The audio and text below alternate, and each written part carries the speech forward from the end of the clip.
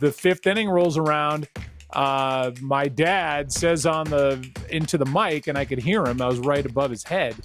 He said, now for the fifth inning is my son, the birthday boy, Joe Buck. And I was like, no, please don't drag me down there. I hadn't really been paying attention.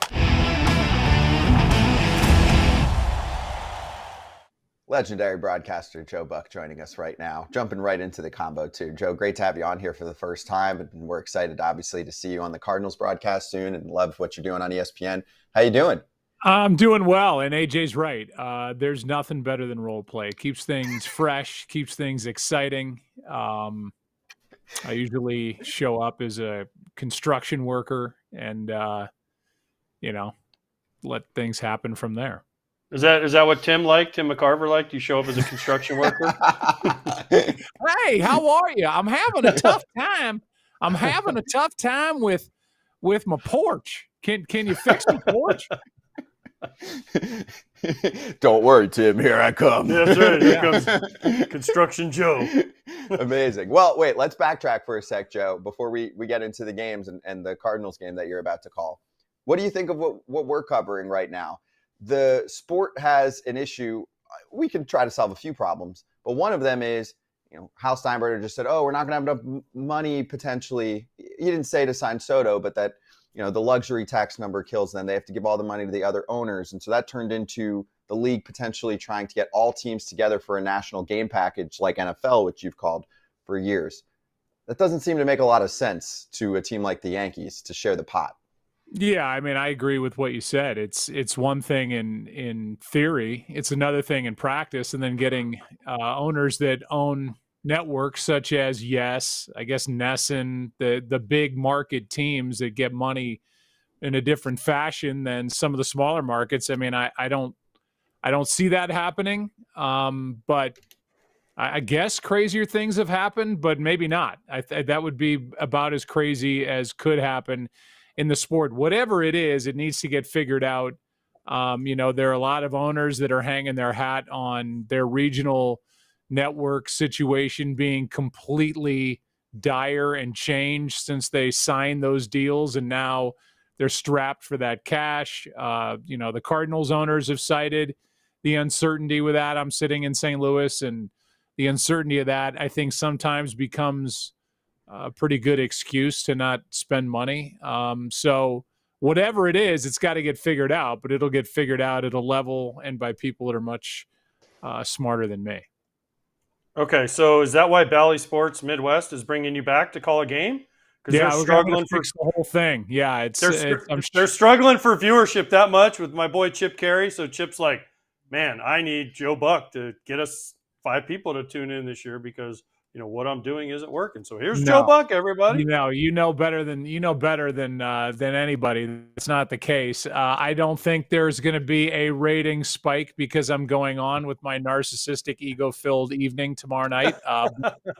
We will have fun, and I'm excited to work with Chip. I'm excited to get back in the booth. I'm excited to do it kind of the way I started back in the early 90s, which is broadcasting a game from the standpoint, emotional and mental, of the people that you're talking to with what they're rooting for. I'm doing it for the Cardinals. I'm on the Cardinals television network. And because of that, we were texting yesterday, AJ, and you said, getting ready like you would a normal game. And the answer is no. I mean, I'm not pouring through the Cubs situation. I'm going to know the bare bones, and then I'm going to do the game like I used to do the game, which was strictly from one side. And, it's why when you show up in October and you're doing the network and for the national broadcast, everybody always thinks you're against their team because you're screaming and yelling for the other side and you're telling fans how good the other team is. And all year long, they don't hear that. So it'll be kind of refreshing for me and maybe enlightening for Cardinal fans to hear me do the game the way I used to do it. Okay, but I thought Cardinal fans hated you too, so it's fair. Well, they do. I mean, they all think when I'm screaming and yelling for Travis Ishikawa hitting a home run to win an NLCS against the Cardinals. I was on that team, asshole. I got to go there. Yeah, why you got to go there? Travis Ishikawa. Why you could have mentioned any other one. You had to go there, didn't you? I see how it is. Well, it was kind of a definitive moment, and as that ball went over the wall, and the Giants got a pennant-winning home run in their home ballpark. And let's be honest, nobody thinks of you as a Cardinal. That's true, but that's fine. But you just had to pick that one, right? I mean, I did. That ended my Cardinal career, my great run as a Cardinal. Pitch? No, I was taken out of the game at that Well, point. then blame somebody else. It was Waka, I think, on the mound, and who was behind the plate? Had to be Tony Cruz. Well, there you go. Tony Cruz blew it. Well, now it says AJ presents. So I had a different question. I'm going to get to it later now, but now I have to ask the question because you brought it up more to everybody. I told this on our production meeting day. I said no person that I've ever worked with has gotten more questions asked about him than Joe Buck. Everywhere I go to this day, people are like, "What do you do?" And I go, "I work for Fox." And they're like, "Have you worked with Joe Buck?" And I'm like, "I have." And they're like, "Is he just an asshole like he comes across on the air?" And I'm like, "No, actually, Joe is awesome. I love Joe. I'll defend Joe to the day I die." And people are like, "God, he's just such a prick on the air." So again, why do people think that? I'm like, go talk to him. He'll talk to you. He'll be awesome to you. And I just don't understand it. I don't get it. Well, I mean, I do, because for 24 World Series, I told at least half the audience that their team just lost, and I was screaming and yelling why I did it. Or they think I got my job because of my dad. Guess what? They're right. I did. I just took advantage of it, and I've been doing network TV for 30 years. And I think there's a little bit of jealousy in there. But other than that, I really don't give a shit. I mean, they don't know me. I think I need to worry more about the people that do, like you, like people I work with, like people that I respect. And, if fans like me, great. If they don't, that's fine too. I think I'm old enough now at 55 to know that you're not going to please everybody. And if you try to please everybody, you're going to fail. And most likely you're going to be pretty boring, never having an opinion, never getting excited for a big moment in a game. That's the job. And if you can't handle that, then, and it from doing it on the network side, then you're not going to cash the check that gives my family a great lifestyle. So it's part of the game. And to be the only guy, except for Joe Davis, the last 2 years, to do World Series in a social media age, you're going to get a lot of shit. So that's just kind of the way it goes. Well, AJ loves you, and AJ's been known to be a prick. He loves you as almost much as Scott loves Ellie De La Cruz. But my question for you is about this game that you're about to do, because you're going to be like back in the, Cardinals land, the Lou, as their jerseys say. Is it refreshing for you? Do you feel fake when you're like, "Oh, I'm just going to cheer," almost cheer? You said, "I'm going to be a guest in the booth." Yeah. How does it feel? Like, would you rather do it this way all the time, or do you enjoy, being able to be knowledgeable of both sides of whatever sport you're doing? Yeah, I honestly, I mean, I think it'll be a nice, fun night. I think sometimes I would probably, most times I would rather be honest with what my opinion is of what I'm seeing. And I know how local broadcasts go. And I keep saying local like it's a smaller thing, a lesser than thing. And it's not at all. It's just different than being on the national broadcast. And, you have to be positive, and you also have to be honest. And if a team is struggling, like the Cardinals were for the first month and a half of the season, they were horrendous, and it was hard to watch. And you've got high dollar players like Arenado and Goldschmidt that look lost at the plate. I think honesty is warranted there. The way I used to say it back in the early 90s, late 90s, early 2000s is, if fans can't believe you when things are going bad, they're probably not going to believe you when things are going well. And that's, I think, the way that you have to approach it. But you have to be realistic too, because you're being paid by the organization that's there kind of promoting the team. And you can't be some renegade and go rogue and just be hypercritical. It's not that. But I think being honest, and I think fans expect that. And it gets old when you're seeing one thing and hearing another. So it's it would be hard. Now the Cardinals are hot right now. They've won 8 out of 10. They've got some young players like Mason Wynn, who looks like he's really starting to figure it out. The bullpen's been outstanding. There are a lot of good things to talk about right now as opposed to the first month and a half of the season. So you got to weigh all that stuff in your mind. I think I probably defer to the network kind of way, but for a night and for a limited time, I think it would be fun to just be there kind of getting on the team bus, so to speak, both literally and figuratively.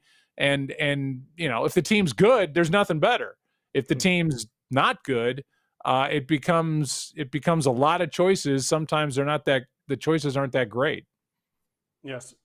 Thank you for admitting that local broadcasters are fans of their team. Now, who's more excited for this game coming up tomorrow? You or Steve Horn? Now, people who don't know who Steve Horn is, it's Joe's like research guy. I guess research guy would be the proper term. Yeah, for what Steve has done for you. From saying stats. I mean, he's much more than stats. He's not a stats guy. He's like a story guy. He's like a background guy. So is he going to be in the booth with you? I'm going to meet him for lunch here in about 45 minutes, and we're going to talk about the game. Yeah, he's going to be there. I mean, he's like my security blanket. I'm like Linus going into the booth with Steve Horn dressed in a leather coat in the middle of the summer. I was going to say, will he have his leather coat on? It'll be 1,000 degrees in St. Louis, and you see Steve Horn, and he's got this black leather coat on, no matter what. Oh my gosh, he's the best. Yeah, I mean, he's got a dress shirt, black leather coat, jeans, black boots, and he looks like a cross between Tommy Lee Jones and one of the Ramones. And he walks into the booth. He casts a long shadow. He's brilliant. He worked with Costas forever. He's worked with me for basically 30 years. So he'll be there. I think it's just something to do. And I guess at the end of the day, for me, it's something to do too. I'm excited to get back in there and see if I can do it again and see if I'm sure I can fall back into the play-by-play, but doing color for Chip while he does play-by-play and do the very hard job that you do, AJ, I'll somehow try to wrap my mind around all that stuff. It's so hard, Joe. That's why, especially now, listen, pitch clock. There's a pitch clock now. So, these long soliloquies that you'd go into, painting everything beautiful, you got 18 seconds. That's it. And there's the next pitch. So I think that's the best thing possible. I mean, let's go. Move it along. I mean, the minute I hung it up, they put a pitch clock in. And I think of all those nights at Fenway or Yankee Stadium where the game starts at 8:15 and it's midnight and you're still sitting there like Jeter hitting a World Series home run on November 1st because the clock turned past midnight. I'm all for the pitch clock. I am excited and kind of interested to see how that changes your internal clock when you're doing play-by-play, as opposed to when I walked away, there was none of that. So it'll be different to be sure. Layout. Don't forget, you got to lay out for the play-by-play guy. What's your tip? That's going to be something for you. It's going to be new for you, Joe. Your scoreboard tip. Make sure he knows that. He keeps score. I know that he keeps score. Make sure he keeps score so that way you don't talk over the play-by-play guy. Right? No, you don't want to lay out when the big homer, the Fox way, lay out for homers, let the crowd tell the story, let the play-by-play guy start before the analyst goes to the replay. I don't know who the producer is in St. Louis. You're used to Pete in your ear going, okay, Tim, wait for Joe. Go, Joe. Go, Joe. Go, Joe. That's right. It's going to be education 101, trying to broadcast 101. I feel like they used to have the fantasy booth at Busch Stadium where you could go over and I know your minds are running wild with that, but you could just broadcast an inning and they would give you a DVD of your broadcasting, just fans. So I don't know why they don't still do it, but they had the fantasy play-by-play booth.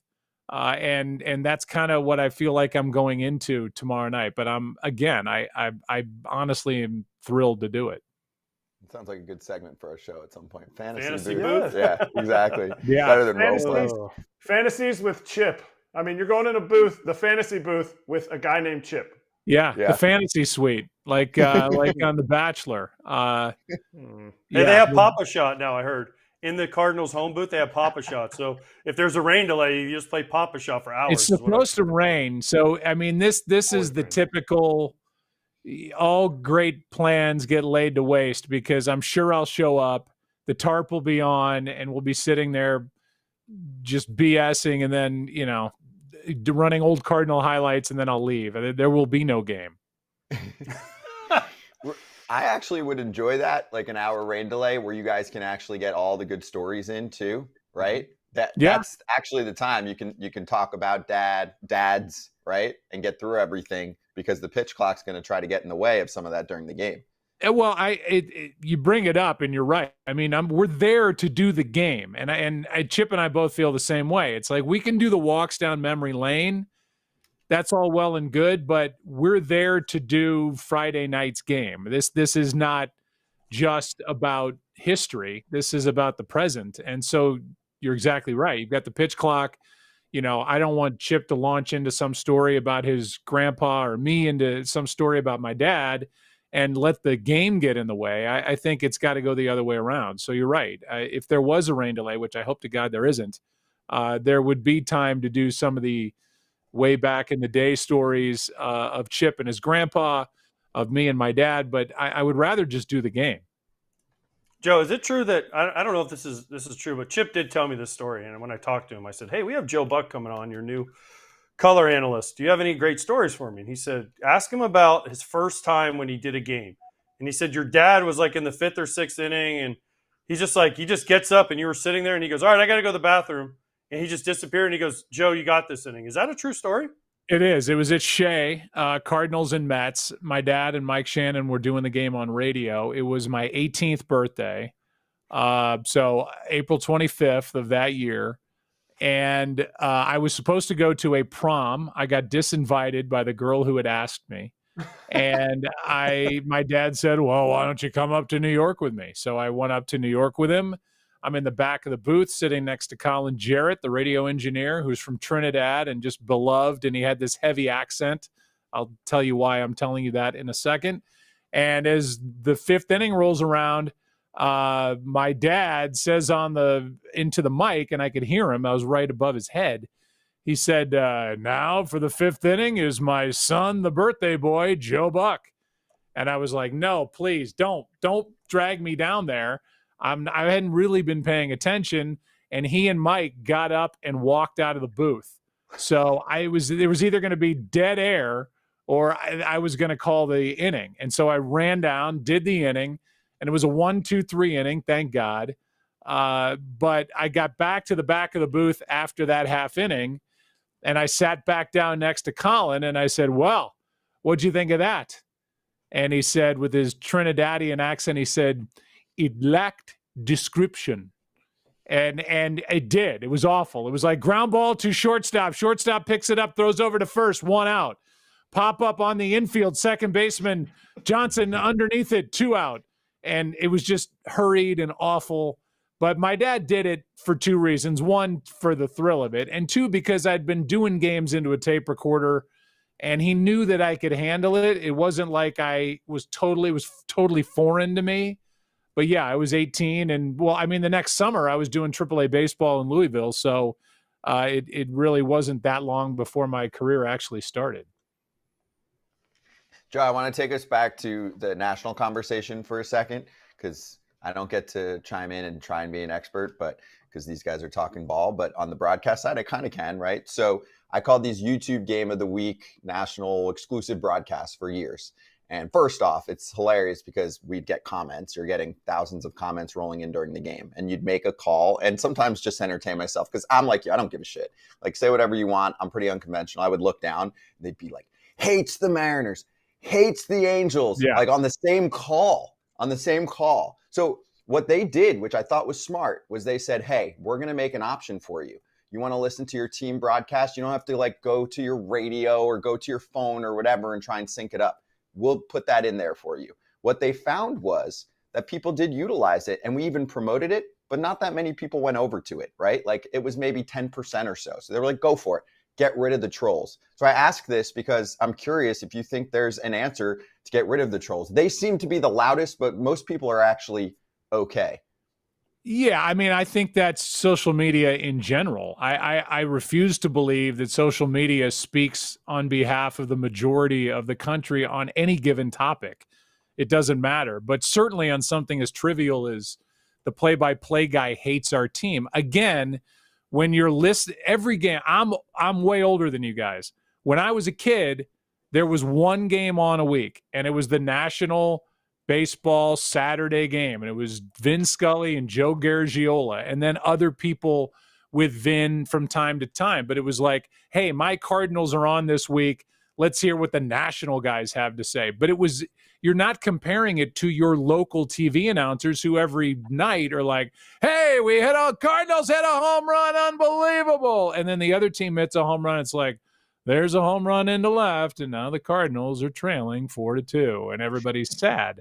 So, yeah, I don't know that there's an answer. It's interesting that not that many people, 10% of the audience, is switching over to listen to their local guys. Maybe that shouldn't surprise, but it kind of does that it's that low. And I would expect more, whether it's you calling it, me calling it, Chip calling it, Costas calling it, doesn't matter. But it's just that's the way it is. And you're not going to please a lot of people when you do national games. And that's why when people go, do you miss it? The stress of October and kind of going through that and the death by 1,000 cuts and the comments and whatever, it shouldn't bother you, but it annoys enough to where it kind of takes some of the fun out of it. And I listened to some of the highlights of me when I was 27, 28, 29, 30 doing those games. And to me, I can tell I'm a lot freer because there was none of that. It was like a column in the USA Today. You're either good or you're bad. The USA Today guy liked me, didn't like my dad who came before me doing it. And that was it. And I could just go do the game. And so it's just the way of the world. Doesn't matter. Politics, religion, sports, everybody's got an opinion. And if you don't fall in line exactly with somebody, they're going to tweet that you suck and you have to not worry about it. Joe Buck, commissioner for a day.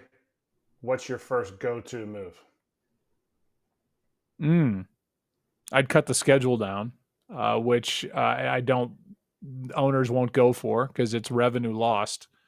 But I think making these games stand out a little bit more. I think it's a long year, and I'm not saying you're going to cut it by 25%, but being able to I think highlight some of these games a little more, play them, getting a little more toward the weekend, making them bigger, and any way that I could legislate. And this is the get off my lawn part of the segment, but I just to highlight starting pitching again and what that brought to the game and what's missing with pitching rotations that actually hold up, and going into a postseason series and going, Pedro's going to pitch against Clemens and Pettit's going to pitch against Derek Lowe. And, knowing what these matchups are, watching the old games during the pandemic and seeing Doc Gooden in a playoff game against Nolan Ryan, young fireballer with a great curveball, old fireballer with Houston, and just knowing the brilliance of what that brings to the game and how runs are few and far between. And that just, I miss that. And I'm not saying it's better, but for me, in my humble opinion, I miss those pitching matchups that you could look forward to. The last World Series I did was in 2021, and I don't know what game it was, maybe game 3 or 4, but the Braves starter had never made a start in the big leagues. And when you talk to their manager, Brian Snitker, it's like, what do you hope to get out of this pitcher? And it's like, well, we hope he can get through 2/3 of an inning. I'm like, wow. I mean, this game's come a long way, and I just getting back somehow to stretched out starting pitching that holds up would be amazing. Oh, you're a man after my own heart, Joe. No wonder we got along so well, because I've been saying that forever. Like, we need marquee starting pitching matchups in these. You go into it, like, I remember one of my first playoffs, game 1 was Verlander versus Sale, and you're just like, yes, we have something to talk about in the open and for the first 5 innings, because these two are going to be fired up. And I 100% missed that. And I'll never forget, was it you and John, the Brewers? I think Kratz was on this team, Brewers-Dodgers game in L.A., and you went into Craig Counsell. I mean, don't even get me started on that. I mean, and they didn't tell you there was an opener, right? They didn't tell you. Or you guys knew. And you know what? That's fine. They didn't have to tell us, but they had, who was it? Eric, was it Wade Miley? Wade Miley came out because to me it just was game plan, and it pissed the front office off at John and me because we were kind of railing against it on the air. But when you do that stuff, you got to take what you get. I think a little bit. It was getaway day game at Dodger Stadium. We're gonna start the lefty Miley. The Dodgers are gonna have their right-handed hitting lineup in, and so he comes out of the bullpen. I think he walked the first guy, and then they took him out. And it was like, what the hell is happening? Is he hurt? No, they're just kind of playing games with the lineup and whatever. And it was almost like, and maybe I'm wrong, but it's like, hey, we're going to wait until we get back home. Well, that game, I think, was a one-run game, and the Dodgers may have won it in extra innings. I don't remember all the specifics, but it's like you just gave kind of a game away when all those games, to me, are precious in the postseason, and it just felt more tricky than it did actually just trying to play baseball. And as you know, the Dodgers ended up winning that series, and it's just like, what are we doing? Yeah. It's a longer episode than just having the Joe Buck on to explain exactly what was going on there. But yes, I was the starting catcher, and I remember when you guys left Council's office, he was like, kind of feel like I lied to him. Yeah, But this is what we got to do. But that's fine. And you know what? Yeah, it was. I don't know that I can promise you that had Craig said anything, and I know we made them mad, and because we were critical of it, and that's just nature. That's the nature of doing what we do and doing what you guys do, and I'm not saying he owed us telling us what was going on that day, but it certainly would not have gone any further. I think it would have taken. I think sometimes when managers or head coaches are open with the broadcast and honest, it can kind of give them a little bit of a defense too, because instead, had we known what was going on, we can almost kind of, I don't want to say make an excuse, or we would have been more understanding and less critical instead of being like, what the hell's happening? This is crazy. Oh, okay. Obviously this is what they're doing. But had we known more of the full story, I think you end up kind of deferring to explaining it, and then there's less controversy after the fact, in my opinion. But, maybe I'm wrong. To go deeper into it, I honestly didn't know about it until I got to the park that day either. So this was a plan that and I was the starting catcher in that game. And they brought Big Woo in. We didn't lose by a run in extras. We lost by a run in extras the night before after a curveball in the dirt. And I blocked it. Bellinger, Manny moved up to second. Bellinger hit a ground ball through the hole, and he was safe at home. So, but was that game? Am I wrong then? Because was that game that the Miley thing happened? Was that was a pretty close game, wasn't it? In the end, yeah, it was. We ended up. Big Woo went 5. A little dribbler ground ball up the middle by Austin Barnes broke it open. I think we lost 5-2. They were throwing Kershaw in the shadows. Yeah, that was the game.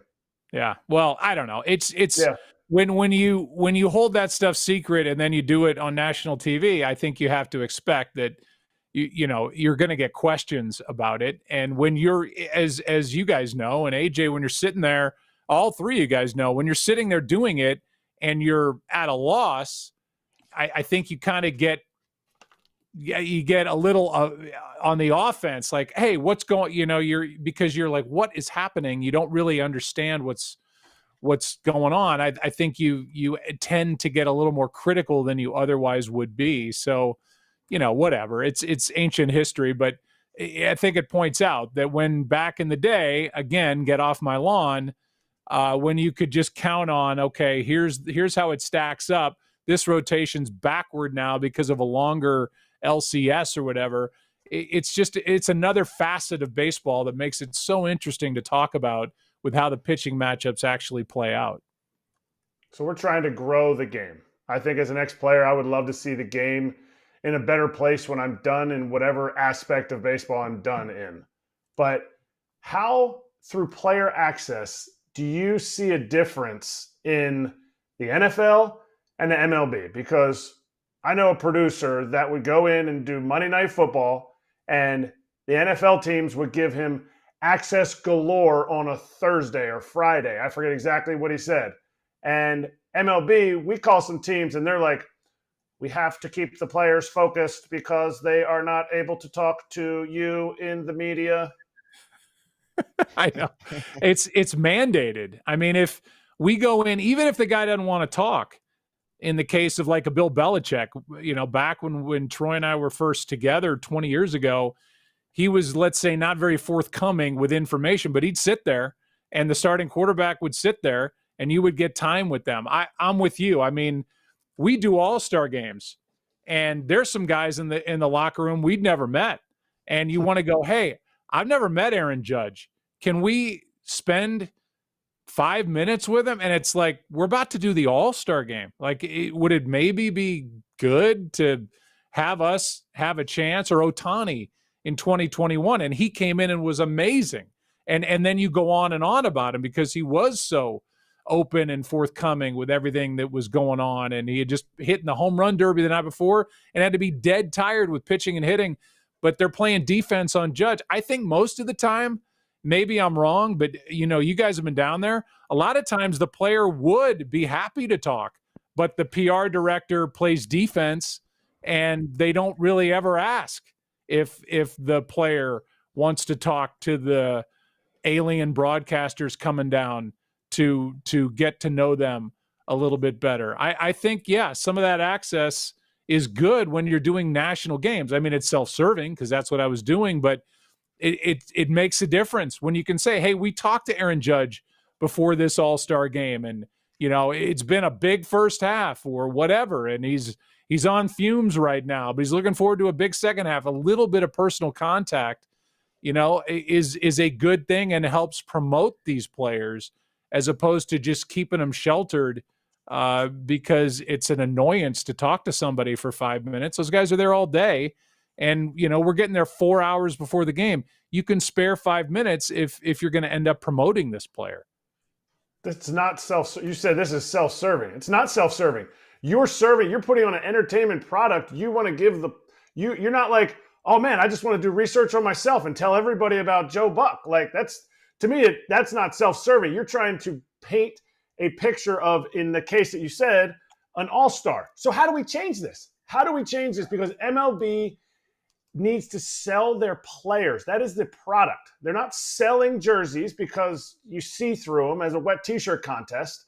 Like, how do we sell the players more? How can you, as the Joe Buck, to me, you should be one of the top 3 guys that should be able to answer on this and people would listen. The access. How do we change that access? Well, I can tell you that when we started in 96, I felt like we were up against a wall, and anything we tried to bring in, they were against. The problem is you're answering to 2 different entities. So you're answering to Major League Baseball and you're answering to the PA. You're answering to the Players Association. So if we had an idea, it used to take, I would say baseball's been better. I mean, the All-Star game, I'm in the minority, but it got better when it counted for something. But in today's world now, because I was there for the tie in Milwaukee when Bud Selig was going out of the stadium, like almost shielding himself in his car because the game ended in a tie. It's like, what was that? And so then they changed rules and they put something. Guys would take one at bat. They'd be back out of the ballpark. By the 4th inning, they're back, flying wherever they're flying. Now, at least there was something on the line. But I felt like they got better, where the All-Star game has become like a TV show where you're talking to the pitcher. And I've talked to hitters when they're in the box. And I think the more you can make these players become human, and the league and the PA, I have to say, I think sometimes the PA can be a wall on this stuff too. If they got it and understood it better, that we're not the enemy, we're there to promote their people. And in some ways, probably in the end, make them money because they go, oh, wow, this guy's funny. Oh, my God, Adam Wainwright's talking from the dugout. He's gotten some to him. maybe he'll be a good broadcaster. Smoltz was that way. AJ would be that way. I think a lot of guys are more open to that stuff, but just having a meeting of the network that's covering the World Series, the PA rep, and Major League Baseball, and saying, hey, let's push this as far as we can, because we're trying to promote these young players that are superstar athletes, but people don't know who they are. And maybe that helps a little bit. But I remember, sorry, I'm going on and on. I remember having a meeting one time. We were in Phoenix with reps from baseball, players, like LaTroy Hawkins was in there, a couple guys, Spielborgs was in there, I think, a couple different players, an umpire, because they think we're the devil too, MLBPA, and then ownership, like, how can we make this better? But having some more of those summits, use network TV to promote your players, because it's going to make their product better. It's going to make you some money, and it's going to make young fans know that these players are interesting and people they should follow and want to get to like. So I don't know, just more open dialogue. Everybody can't look at the other side like they're here to ruin us. I think you can use each other. I was at the 2002 All-Star game too, just FYI, you forgot, but it's cool. God, are you that fragile? Jesus Christ.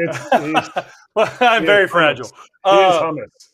Was it Ed Goren's idea to make the 2000? Wasn't it Ed Goren who said, hey guys, like, let's make this mean something after that?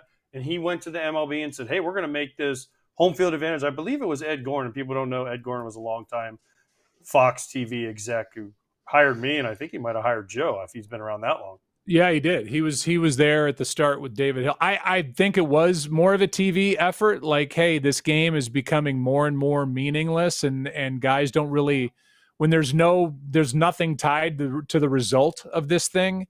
What's the incentive? So yeah, and then coming off that tie, that was just kind of the thing that broke the straw that broke the camel's back. And it was like, and it got better. The game got better. I mean, I can just tell you, from doing games up till 2002, and then after you'd talk to managers and they'd have real plans for the bullpen. Hey, I'm saving this left-hander for the big lefty they're going to have coming off their bench. Hey, I've got my closer for when they bring this right-hander, Trout or whatever, or whoever was the young star that was not going to start.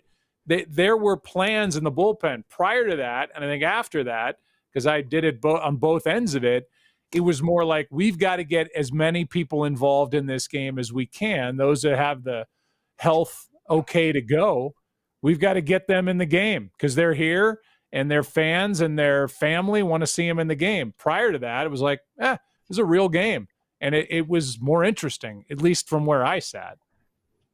Joe, I got one fan question that I was going to ask anyway. So Wesley says, how has broadcasting changed since your dad to where we are now? And I want to do it specifically on baseball because I feel like it sounds pretty much the same. Is that a good thing? Yeah, I mean, I think if you go back to the beginning of it on TV and you listen to some of the old-time guys, it's very bare bones. It's, ground ball to the shortstop. Shortstop picks it up, throws it over to first. He's got him. That'll be 2 out. And now there's none of that. I think there's a little more entertainment. I think guys in my dad's era, my dad, Harry Carey, Bob Prince, a long list of some of the greats to ever do it, just kind of fired from the hip and said things back then. I mean, I can't tell you how many Instagram notifications I have of Harry Carey and Steve Stone with the cameras fixating on certain people in the crowd and the stuff that they said. It was a different time. And I remember when I wrote my book called Lucky Bastard, now available absolutely nowhere, so it's not a plug. When I wrote it, I did an interview and somebody kind of took offense when I said that it was, there were certain stories that my dad or jokes my dad would tell that now would get you fired immediately. And the writer said, well, are you saying that was a better time? And I said, no, I'm not saying that was a better. I'm glad. I've got 2 daughters. I'm glad society has evolved, but it was different. And so I think Now, most people play it pretty straight. I don't know if you want to veer out of that middle lane and you want to become, Knight at the Chuckle Hut, or you want to be funny all night. A, you're probably going to offend people, and B, you're going to get ripped on social media by a lot of people. And if you want to be just kind of the freewheeling personality, I don't know that you're going to, in the end, last. I don't. My dad never cared about anybody writing in, and somebody would have to sit down and write a letter and lick an envelope and put a stamp on it and send it into a network that never read it. And so he kind of went unchecked. Harry the same way. Bob Prince the same way in Pittsburgh. Harry Callis in Philly. All those guys, they did games the way they wanted to and didn't have social media open when they were doing a game like both you and I have. So I just think it's different. I think people stay in the middle lane. I think people kind of tend to be more bare bones and straightforward, not like in the 50s, but it's just personality has been taken out of it a little bit. I mean, Mike Shannon did it until, the day he retired. He would say things and you were like, oh, yeah, only Mike Shannon could say that on the air and not be. It's unbelievable. And God love him. He was like a second dad to me, but he read a promo and you can Google it. It's like, hey, the Cardinals are having an NFT. And then you can tell he's like, what the hell's an NFT? He's like, what's that stand for? He's talking to the radio engineer. Like, what's that stand for? No friggin' tonsils? Like what that he said that while he's reading the promo, and then he reads it just kind of disgusted, like, where is this game gone? But it's certain people were kind of grandfathered into that stuff. The new crop is not. For sure. All right. So before we let you go, I have to ask you, I'm going to self-serve myself here for a second because that's what all of us color guys do. And Joe, now that you're a color guy, you'll understand that analysts self-serve themselves. So the David Freese homer, I was there. It was my first postseason working for Fox. And we're in the car driving to the game. And I remember you were somehow I got lucky enough to be in your car. And I said, Joe, you know what the anniversary is? And you looked at me, and I'm probably wrong, but I tell the story anyway, so I'm going to go with it. And I said, it's the 20-year anniversary of Kirby Puckett. And you're like, no shit. And I'm like, yeah. And I go, so if someone hits a walk-off homer, you got to say, we'll see you tomorrow night. And you go, yeah, but I don't know. People think it's too hunky-dory or whatever your vocabulary was. And I'm like, Joe, you have to. And you're like, okay, I'll do it. And then Freese hit the home run. And you said, we'll see you tomorrow night. So I feel like I was just a small part of that. So that's my story. Self-serving. Did that really happen? Because I don't remember any of that. Exactly. See, that's why I can tell people this story, because you don't remember, so I can say whatever I want. Then if that's true, and I would never doubt you, AJ, if that's true, then I was reminded of it twice, because somebody I saw on Twitter one time sent me a clip of earlier in the game, and maybe they got this from you. I don't know. Our trivia question early in the game was, who hit the game-winning home run in Game 6, because this was Game 6, obviously, in St. Louis 20 years ago, almost to the day, and it was Kirby Puckett. I'm doing the game with Tim, and Tim said, and your father said, we'll see you tomorrow night. And that was in my head, bouncing around in this big head. And then when Freese hit the home run, it just came out. And so it was back there, whether it was you, Twitter, or the trivia question, or whatever it was in my head, and then it fit. It fit because it was a walk-off, and it meant that there would be a Game 7 the next night. And it was a moment that I remember my dad doing, and he was doing it, by the way, with Tim McCarver in 1991 when Kirby hit that. So there were, and it was St. Louis, and a St. Louis kid who hit it. So there were a lot of reasons to say it, and I guess I just grinned and bared it and said it, and I'm glad I did. Listen, I'm taking credit for it. I don't really care if you remember it or not. I know. I remember. I remember it that way. So I'm just going to tell. I tell everybody that all the time. Like, this is a true story, and I don't really care if you don't remember it, Joe. But I remember it that way. So we're going to go with it. I'm going to go with it. Thank you, AJ. From the bottom of my heart. Thank you. I'm going to sweep the headlines tonight and tomorrow. AJ Pierzynski, creator of the famous. No. That is not. We had a. Yes. Listen, Joe has so much going on before a game. Y'all don't even understand how much goes into doing one of these games. So we had a conversation, and I had way less to do than Joe did. We were doing pre and post, and I get my 5 lines in for the pregame because the Joe Eric Karros and Chris Rose are taking up all the time. So, I get my 3 lines in. So Joe and I are having a conversation. We talk about it, and then that was it. And he said it, nailed it, as he always did, crushed it. And then, the only problem was you were wrong because we didn't see him tomorrow night because your guy, Bud Seeley, canceled the game and it didn't rain. So you got an extra night at home. So you actually lied to the people. So now I'm taking my story back, and I don't. That's not true. Liars. They played the next night. No, they didn't. Oh no, that's right. It was rained out. It was rained out before 6. Yeah. Before 6. That's right. My bad. Yep, I'm a liar. I There you go. Do you guys have to correct him through the entire time during your shows? Yes. We just have to remind him he doesn't have to lie to be friends.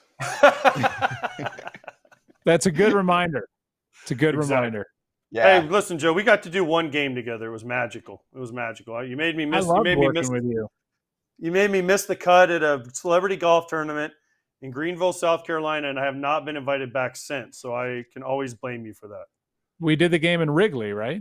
Yeah, the Cubs Cardinals in Wrigley. Oh, Wrigley. Yeah, and I was in a golf tournament. I told the guy, I said, "Listen, if I make the cut, I can't make Saturday and Sunday." He goes, "Why not?" And I said, "Listen, I get my shot to work with Joe Buck, first time ever."